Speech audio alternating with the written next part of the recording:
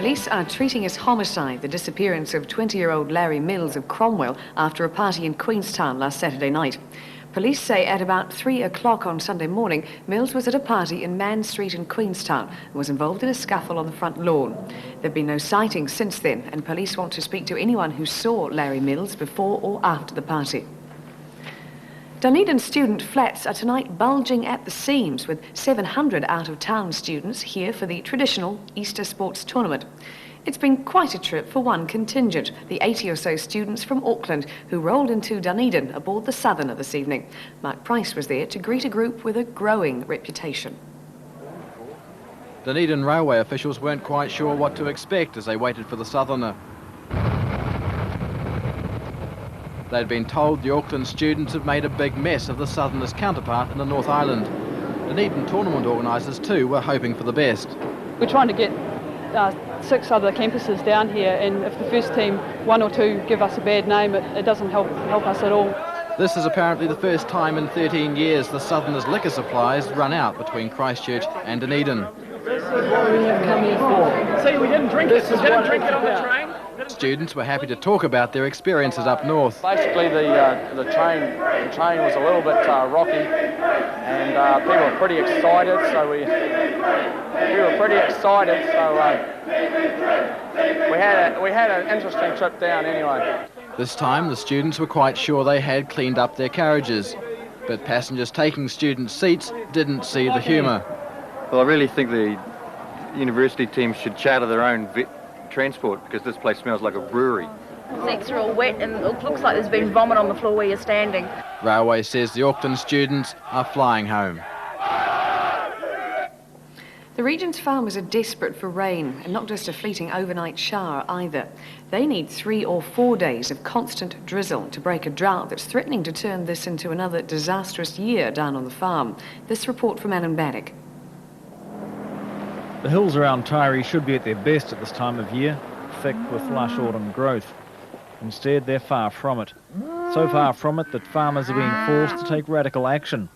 After a bumper spring produced abundant hay and silage, pastures around Invermay have seen almost no growth at all, and the spring harvest is having to be dished back out again. We're feeding silage to try and keep the ewe weights up. Bit of grain to the deer, with weaned deer cattle, just giving them maintenance sort of feed to keep them alive, and just a basic winter feeding program starting to come forward about 6 weeks. The situation has been complicated by the freezing works strike. Stock that should have gone to the works as fat lambs had to be held and is now being sold off as store lambs instead. That means loss of a premium worth about $10 a head, just to add to farm woes. One report says there's been about 50% less rainfall in this area than usual for summer and autumn. And if the dry conditions persist much longer, farmers around here could have real headaches. We've got plenty of feedstock on hand, and probably not in the Taieri area here. So if we don't get rain through the winter, then there'll be major trouble. And in South Otago, farmers are caught between a rock and a hard place.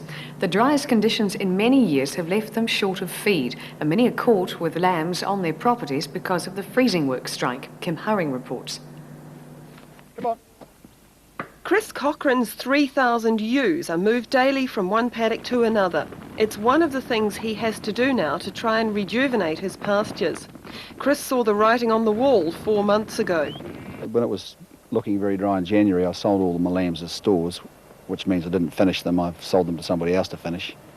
And by doing that, I've been able to feed my ewes as well as I possibly can anyway. But some farmers haven't been as lucky as him. Pressure on the few works that are open has meant sheep are still gobbling up the little grass that is left.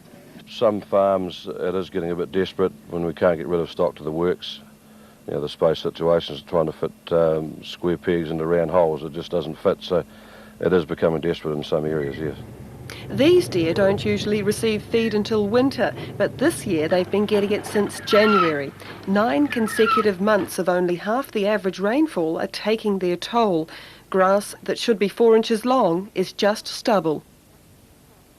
I've been in the area the last 6 years, and it's probably the worst I've seen it. I've been in the stock business for the last 22 years. South Otago, about 15 of those, and it's the worst I've ever seen it here at all. I've never seen it as bad. Well, I've never known it to be this dry, and as I probably could say my father's been farming here since before the First World War, and in his time it's never been this dry. It's not what you would call a drought yet, but the long-term effects of this dry spell are already being predicted. A 15 or 20% downturn in wool production and lamb percentages next year. Skin-damaging ultraviolet radiation has increased dramatically in the south over the past 10 years, according to new figures released today.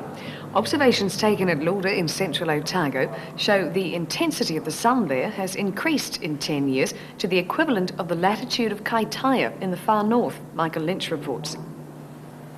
It's becoming fashionable to worry about the ozone layer, but a paper just published in the medical journal gives food for thought indeed. Dr. Richard Mackenzie's been doing pioneer work at the DSIR Observatory at Lauder, finding just how much damaging ultraviolet's getting through, and with it a rise in the risk of skin cancer. He's shown the clear skies of the south are letting through up to 10% more ultraviolet than they were 10 years ago. We're now equivalent to what the far north was then. Cancer researcher Mark Elwood, who worked with him on the paper, says the direct link with melanoma is complex, but there are grounds for concern. It not only worries me, but it worries people who know about the effects on plants and animals and so on, perhaps even more than it worries me from a health point of perspective. So the short message is? Well, the short message is to do what you can to control your own sun exposure.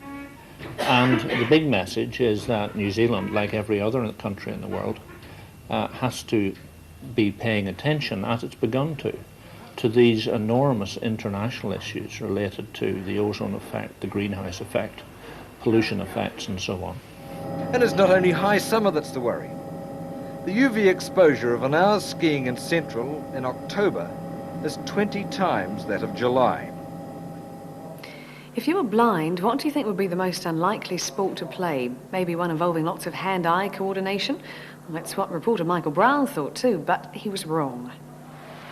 When Trevor Chappell bowled his infamous underarm, he didn't realise he had just created a spectacular publicity coup for an almost unknown sport. Blind cricket took off. This international test against Victoria State is New Zealand's first. There are few differences from the cricket we know. A smaller field, one batsman at a time to avoid collisions, and a ball designed to be heard. It's made of cane, wire and bottle tops of all things. It's a bit lighter than your average cricket ball, but it would still be kind of handy to see it coming towards you at full speed. The players range from 15% sight to total blindness, and given that, their achievements are astounding. Peter Heisker, Victoria's opener, 10% sighted all his life.